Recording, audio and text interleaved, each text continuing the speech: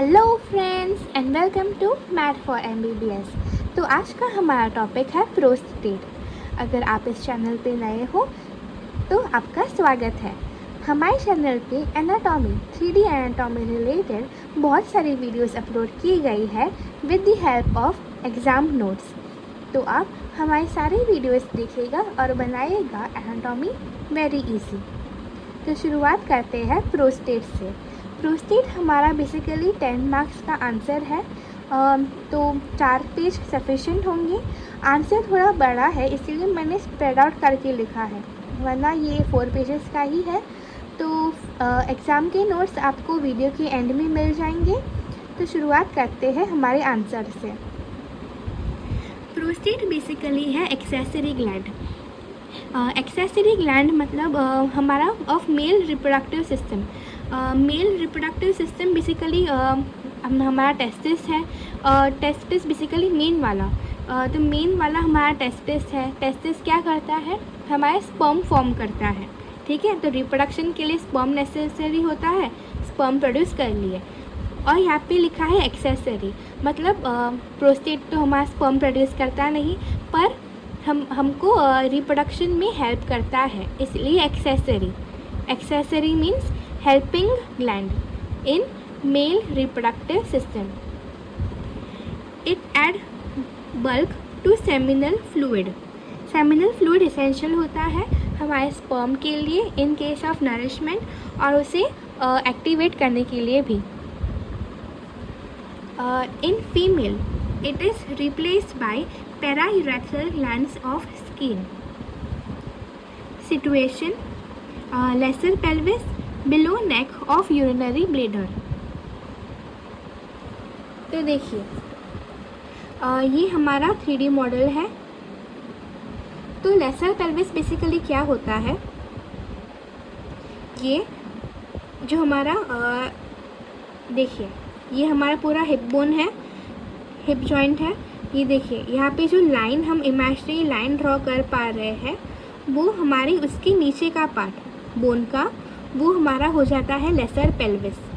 Okay, यहाँ से ऐसे लाइन हम इमेजिनरी ड्रॉ करेंगे तो ये वाला पार्ट हमारा है लेसर पेल्विस। तो हमारा प्रोस्टेट वहीं पे होता है। देखिए यहाँ पे ये बोन जो है वो दोनों हाइड कर रहे हैं हमारे ये प्रोस्टेट को, तो इससे हम निकाल देते हैं। देखिए ये हमारा यूरिनरी ब्लैडर है, ये यूरिनरी ब्लैडर है, उसके नीचे ही देखो एकदम चिपक के है हमारा प्रोस्टेट।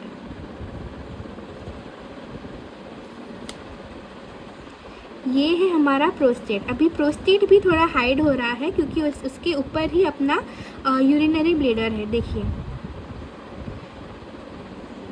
तो प्रोस्टेट हमारा कहाँ पे है, लेसर पेल्विस में।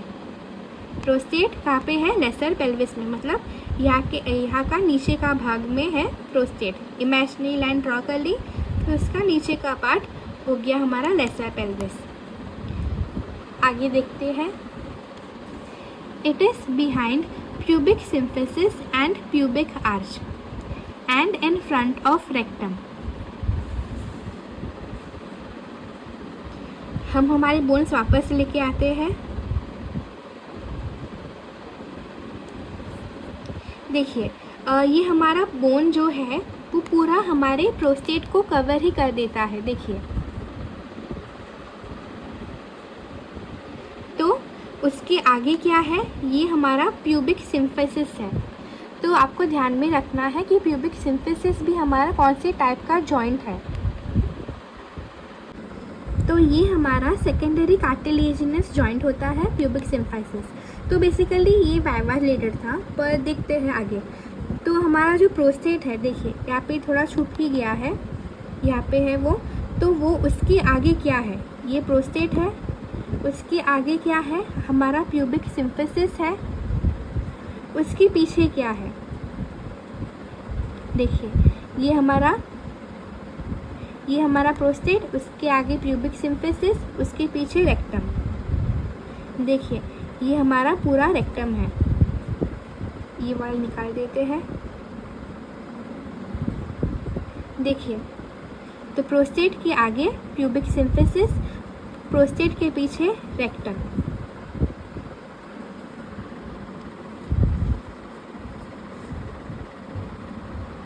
बिहाइंड प्यूबिक सिम्फिसिस, फ्रंट में rectum. Shape, size and weight. It is an inverted cone, 4 centimetre transversely, 3 centimetre vertical length है, 2 सेंटीमीटर एंटीरियर पोस्टीरियर थिकनेस है और वेट है 80 ग्राम। वेट 8 ग्राम है, मतलब बहुत ही हल्का है, 10 ग्राम भी नहीं, उससे भी कम। देखो 8 ग्राम, ये हमारा MCQ रिलेटेड बहुत इंपॉर्टेंट है कि 80 ग्राम है, 9 और 10 ग्राम नहीं है, ओनली 8। देखिए तो प्रोस्टेट हमारा एंटीरियो पोस्टीरियरली, मतलब यहाँ से लेके यहाँ तक क्या है वो 4 सेंटीमीटर है। देखिए यहाँ पे एक निमोनिक भी बन जाती है हमारी 4, 3, 2। तो 4 सेंटीमीटर बेसिकली कहाँ पे है, ट्रांसवर्सली।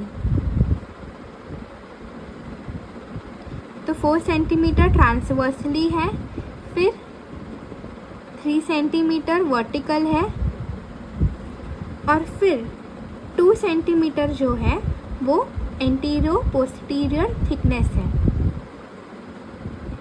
तो 4, 3, 2। अब बात करते हैं प्रोस्टेट के एक्सटर्नल फीचर्स की। तो 3D मॉडल में पहले देखते हैं, फिर नोट्स देखेंगे।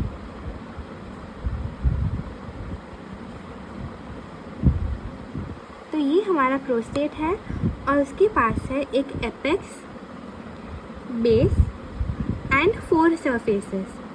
4 सरफेसेस है, लाइक एंटीरियर, पोस्टीरियर एंड 2 इंफीरियोलैटरल। तो ये एंटीरियर सरफेस, ये पीछे वाली यहाँ पे पोस्टीरियर सरफेस और 2 इंफीरियोलैटरल, एक यहाँ पे, दूसरा यहाँ पे इंफीरियोलैटरल। ओके, तो एंटीरियर, पीछे पोस्टीरियर और बाकी 2 इंफीरियोलैटरल, एपेक्स और ये बेस। तो जो एपेक्स है इट इज़ डायरेक्टेड डाउनवर्ड्स, नीचे की तरफ है एपेक्स हमारा, and it is separated from anal canal by a perineal body. देखिए ये हमारा रेक्टम है पूरा, और रेक्टम से ही लाइक हमारा एनल कनाल बनता है। तो ये हमारा एनल कनाल है और हमारा प्रोस्टेट और एनल कनाल के बीच में क्या आ जाता है, हमारा पेरिनियल बॉडी। तो यहाँ पे पेरिनियल बॉडी नहीं है, पर यहीं पे होता है हमारा पेरिनियल बॉडी, इन दोनों को सेपरेट करता है। और फिर देखते हैं बेस। जो बेस है it is continuous with the urinary bladder. देखिए ये बेस और ये यूरिनरी ब्लैडर कंटिन्यूस है। और फिर बात करते हैं सरफेसेस की। एंटीरियर सरफेस के पास क्या होता है, हमारा प्यूबिक सिम्फिसिस। ये देखिए यहाँ पे था हमारा प्यूबिक सिम्फिसिस, जो पूरा हमारा प्रोस्टेट को छुपा ही रहा था। तो प्यूबिक सिम्फिसिस एंटीरियरली आगे आ गया, और फिर लोअर पार्ट में एंटीरियरली और क्या होता है, ये हमारा यूरेथ्रा, ये जो है वो हमारा यूरेथ्रा है। तो अपर पार्ट में हो गया हमारा प्यूबिक सिम्फिसिस, लोअर पार्ट में हो गया हमारा यूरेथ्रा एंटीरियर रिलेशन में। अब बात करते हैं प्रोस्टेट के पोस्टीरियर रिलेशन की। तो पोस्टीरियरली क्या है, हमारा रेक्टम है, और ये बेसिकली रेक्टम और ये अपना prostate like it is separated by a fascia. ऐसे बीच में एक फेशिया आ जाता है which is called as fascia of Denon Williams. देखिए यहाँ पे बीच में फेशिया आ जाता है दोनों को सेपरेट करने के लिए, and it is pierced by ejaculatory duct. इसके लिए हमें थोड़ा कट सेक्शन करना पड़ेगा इसका। देखिए ये जो है ना, ये प्रोस्टेट देखिए, ये हमारा रेक्टम है, पोस्टीरियर वाला पार्ट है। तो ये देखिए, ये जो है ब्राउन सा, ये हमारा इजैक्यूलेटरी डक्ट है जो हमारे पोस्टीरियर पार्ट को पियर्स कर रहा है। देखिए, देखते हैं इंफीरियर लैटरल रिलेशन। तो यहाँ पे मैंने इंफीरियर लैटरल वाले पार्ट्स ऐड कर दिए हैं।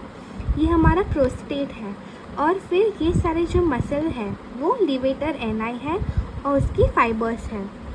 तो बेसिकली हमारा लिवेटर एनाई जो मसल है वो बेसिकली प्रोस्टेट को कवर ही कर दे रहा है। देखिए, इन अ सिलिंग लाइक स्ट्रक्चर। देखिए, इससे हम सिलिंग बोलते हैं। वो होता है ना, दो झाड़ के बीच में ऐसा लगाते हैं। देखिए, दो झाड़, दो ट्रीज के बीच में वो होता है ना, फिर ऐसे यहाँ पे सो जाते हैं, स्लिंग। तो ये हमारा स्लिंग हो गया। तो बेसिकली ये हमारे प्रोस्टेट को भी वैसे ही कवर कर देता है। Okay, basically in a sling like structure. कौन? हमारा लेवेटर एनाई मसल। और फिर यहाँ से भी वो सेपरेट होगा, प्रोस्टेट को लाइक एकदम चिपक के नहीं रह रहा है हमारा muscle. Basically it is separated bye veins. तो यहाँ पे हमारा वीनस प्लेक्सस होगा प्रोस्टेट और लेवेटर एनाई के बीच में। तो अभी नोट्स देखते हैं इसके। तो देखिए, अभी हमने वही सब देखा कि लाइक एपेक्स जो होता है नीचे की तरफ था, बेस ऊपर की तरफ था। Apex it is separated from anal canal, पीछे, by perineal body. Okay, apex basically पीछे से एनल कैनाल से सेपरेट है। बेस ऊपर की तरफ है, एंड ऊपर की तरफ और क्या है? हमारा यूरिनरी ब्लैडर। फिर सरफेसेस, सरफेसेस में क्या देखा?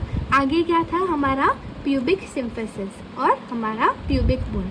ऊपर की तरफ था प्यूबिक बोन, नीचे की तरफ था यूरेथ्रा। यूरेथ्रा के साथ वो कंटिन्यूस हो जाता है। हमने वही देखा, यूरेथ्रा। पोस्टीरियर रिलेशन में क्या था? पीछे रेक्टम था, और उससे भी वो सेपरेट हो रहा है डेनन विलियस से। एंड फिर हमने इसका पोस्टीरियर सेक्शन में ही उसका क्रॉस सेक्शन कर दिया प्रोस्टेट का, तो हमें इजैक्यूलेटरी डक्ट दिखा। फिर इंफीरियर लैटरल क्या था हमारा? एक तो पेल्विस तो पेल्विस तो आएगा ही, और हमारा जो लिवेटर एनाई था वो ऐसे स्लिंग बना रहा था। वो बोला था ना, दो ट्रीज के बीच में स्लिंग, तो वो हमारा लिवेटर एनाई करता है। And it is separated from the levator ani by plexus of veins. देखते हैं जोन्स ऑफ प्रोस्टेट। तो ये हमारा बीडीसी का डायग्राम है जो कि हमें जोन बता रहा है। तो एक तो होता है हमारा पेरिफेरल जोन, दूसरा है उसके ऊपर ही हमारा सेंट्रल जोन, और यहाँ पे है हमारा ट्रांजिशनल जोन। तो हमने ये प्रोस्टेट का क्रॉस सेक्शन किया था, तब हमें इजैक्यूलेटरी डक्ट कहाँ दिखा था? पोस्टीरियर साइड में। तो ये पोस्टीरियर साइड है हमारा, तो वहीं पे ही इजैक्यूलेटरी डक्ट के ऊपर सेंट्रल जोन, उसके नीचे पेरिफेरल जोन, और फिर यहाँ पे है हमारा ट्रांजिशनल जोन। तो पेरिफेरल जोन जो होता है, एक तो वो पोस्टीरियर में होता है, वो बात कंफर्म हो गई, पोस्टीरियर, और वो 70% कंस्टिट्यूट करता है। And it is cancer vulnerable, यहाँ पे कैंसर होने के चांसेस बहुत ज़्यादा होते हैं। फिर सेंट्रल जोन, ये ऊपर वाला, तो वो 25% होता है, and is वुल्फियन duct origin. Okay, तो ये बहुत ही इम्पोर्टेंट पॉइंट है जो कि हमें ध्यान में रखना ही है कि इट इज़ वुल्फियन डक्ट ओरिजिन, क्योंकि ये बेसिकली एम्ब्रियोलॉजिकली रिलेटेड होते हैं ना, तो उसके हमें ज़्यादा मार्क्स मिलते हैं, तो ये मेंशन करना ही है। And it is about ejaculatory duct. देखिए, इजैक्यूलेटरी डक्ट के ऊपर, फिर आ गया ट्रांजिशन जोन, ये वाला। तो वो बेसिकली देखो कितना पतला सा है, तो वो कितना होगा? ओनली 5% हमारा transition zone. And is benign prostatic hyperplasia, वो बेसिकली हमारा बेनाइन प्रोस्टेटिक हाइपरप्लेसिया करवाता है। बेसिकली बेनाइन से हमें पता चलता है एक प्रकार का ट्यूमर है। तो हाइपरप्लेसिया से मतलब increase in number of cell, hypertrophy होता मतलब इंक्रीज इन नंबर तो होता ही, सेल साइज भी इंक्रीज करता, पर ये हमारा हाइपरप्लेसिया है, only increase in cell size. तो बिनाइन प्रोस्टेटिक हाइपरप्लेसिया कौन करवाता है? हमारा ट्रांजिशन जोन। तो बेसिकली प्रोस्टेट हमारा क्लिनिकल एस्पेक्ट के लिए बहुत इम्पॉर्टेंट है, क्योंकि वहाँ की ट्यूमर्स या कुछ भी हो तो पीछे लाइक हमारा सिम्टम्स कॉज करता है, वो हम क्लिनिकल पार्ट में देखेंगे। हमारा central and transition zone together form the central gland, मतलब ये हमारा सेंट्रल जोन और ये ट्रांजिशनल जोन, तो ये मिल बांट के बनाता है क्या? हमारा सेंट्रल ग्लैंड। ये तो इजी था। फिर देखते हैं स्फिंक्टर्स। स्फिंक्टर्स में है एक्सटर्नल और इंटरनल, डिस्टल। तो आइए इसे देखते हैं। तो बेसिकली ये हमारा प्रोस्टेट है, तो ये प्रोस्टेट के नीचे, ये नीचे वाला है वो हमारा है एक्सटर्नल यूरेथ्रल स्फिंक्टर। फिर ये जो इंटरनल यूरेथ्रल स्फिंक्टर है उसके लिए ये यूरिनरी ब्लैडर को निकालना पड़ेगा। हाँ, तो ये देखिए, ये जो है वो हमारा है डिस्टल यूरेथ्रल स्फिंक्टर। तो इनके फंक्शन क्या क्या होते हैं? तो सबसे पहले आ गया हमारा एक्सटर्नल। तो एक्सटर्नल का क्या है? It closes during ejaculation. ये वाला हमारा external, it closes during ejaculation and when sphincter is resected it causes retrograde ejaculation. देखिए, अगर इजैकुलेशन करना है, इसको इजैकुलेट को आगे भेजना है तो स्फिंक्टर को क्लोज होना पड़ेगा। अगर स्फिंक्टर ख़राब हो गया, क्लोज नहीं हो पाया, तो वो अपना इजैकुलेशन, अपना जो सीमेन है वो ऐसे पीछे भी जा सकता है, उसको हम बोलते हैं रेट्रोग्रेड इजैकुलेशन। तो फिर देखते हैं डिस्टल यूरेथ्रल स्फिंक्टर मैकेनिज्म को। तो वो बेसिकली हॉर्स शू है। डिटेल में देखते हैं थोड़ा और। देखिए, ये देखिए है ना, ये हॉर्स शू, ये ऐसे पूरा होता है, यहाँ पे थोड़ा ही दिखाया है मैंने। तो ये देखिए, ये है ना हॉर्स शू, तो ये हमारा डिस्टल यूरेथ्रल स्फिंक्टर है and is at the junction of prostatic and membranosus urethra. तो जैसा कि मैंने लेयर्स हटाई थी तो उनके जंक्शन में है वो, यही दिया गया है। फिर बात करते हैं लोब्स के बारे में। लोब्स है बेसिकली 3, 2 लैटरल, 1 मीडियल। तो उसके लिए हमें ये प्रोस्टेट को और डिटेल में देखना पड़ेगा।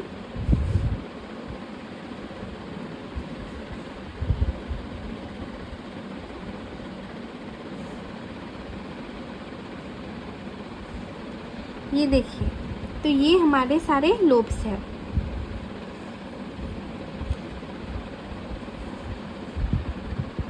ये जो हमारे आड़े टेढ़े स्ट्रक्चर्स जो है, जो पोर्ट्रूशंस जैसे दिख रहे हैं, वही सारे हमारे लोब्स हैं। तो देखिए,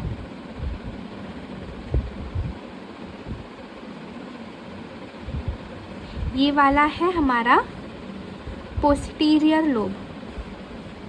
कौन सा? ये वाला जो पोस्टीरियर की तरफ है, पोस्टीरियर हो गया। ये वाला है हमारा लैटरल लोब। देखिए, लैटरली है तो लैटरल लोब। और फिर ये वाला है हमारा मीडियन लोब।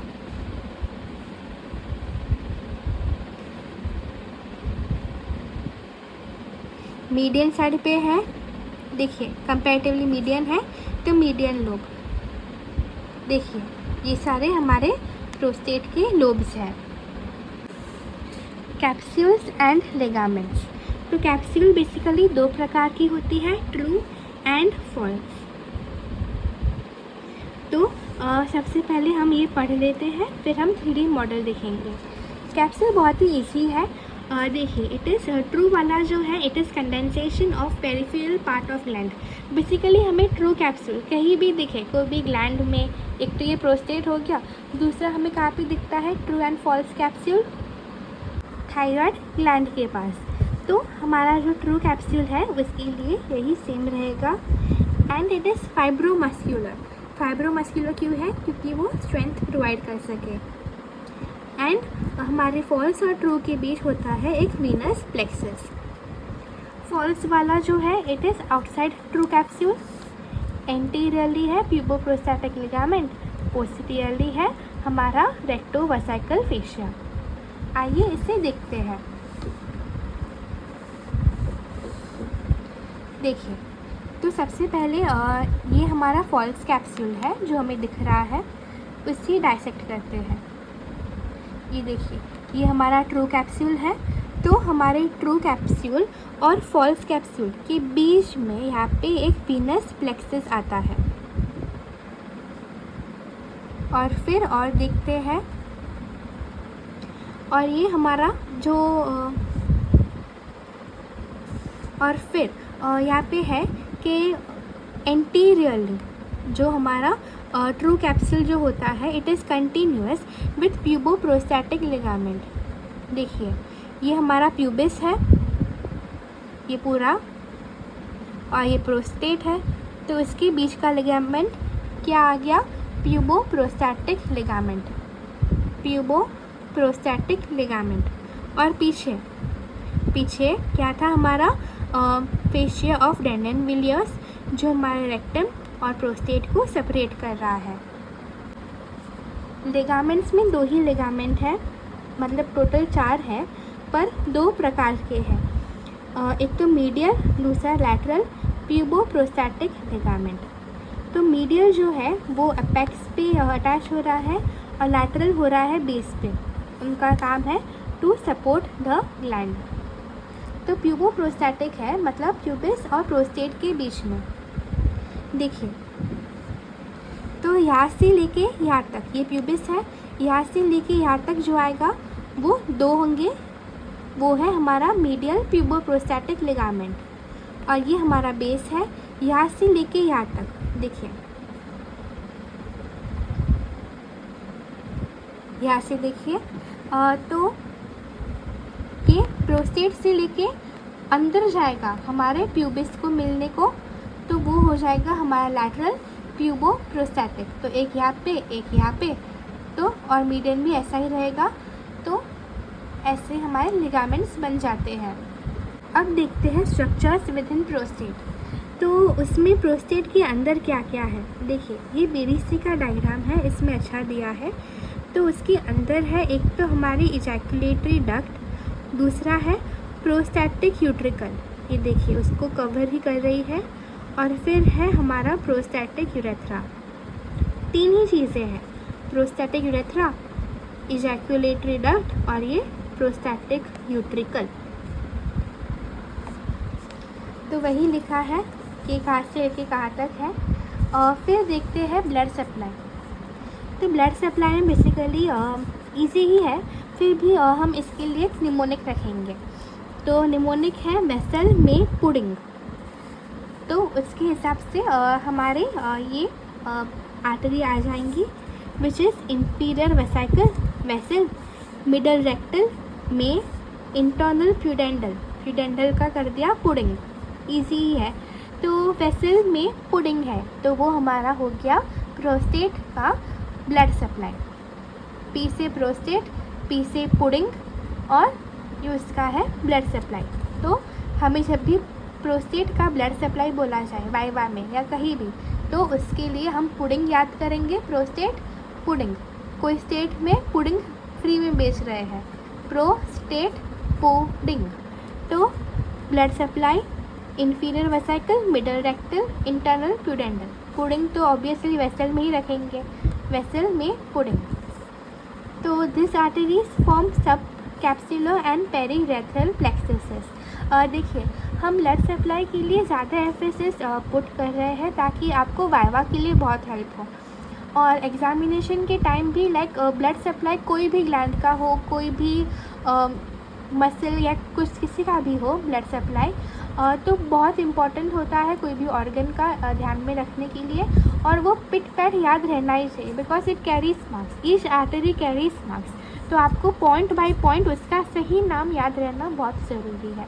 तो आप उसके लिए भी अपने हिसाब से निमोनिक बना सकते हैं, और निमोनिक बना ही लीजिए, क्योंकि ब्लड सप्लाई ऐसा टॉपिक है ना कि आप जितने ऑर्गन्स जितने ग्लैंड्स पढ़ते जाओगे आपको उतनी ही सारी ब्लड सप्लाई मिलती जाएगी। तो keep a habit of forming mnemonics. हमने भी यहाँ पे निमोनिक्स दी है, तो आप वो भी यूज़ कर सकते हैं।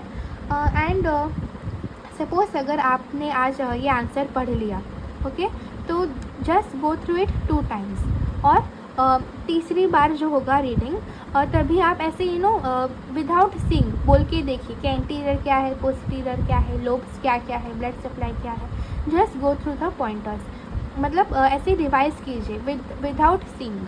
तो ऐसे आपको बहुत हेल्प होगी, क्योंकि हम एनाटॉमी क्या करते हैं, देख देख के याद करते हैं, और फिर एग्ज़ाम टाइम पे सारे रिलेशन याद नहीं आते। तो ऐसे कीप अ हैबिट कि आप अपने मन से भी रिलेशन को इमेजिन कर पाए और उसको अच्छे से पॉइंट बाय पॉइंट बोल पाए। तो आइए इसका बाकी का पार्ट देखते हैं। अब देखते हैं इसका वीनस ड्रेनेज। तो वीनस ड्रेनेज बेसिकली उसकी आर्टरी की नेम से ही डिराइव हो रहा है।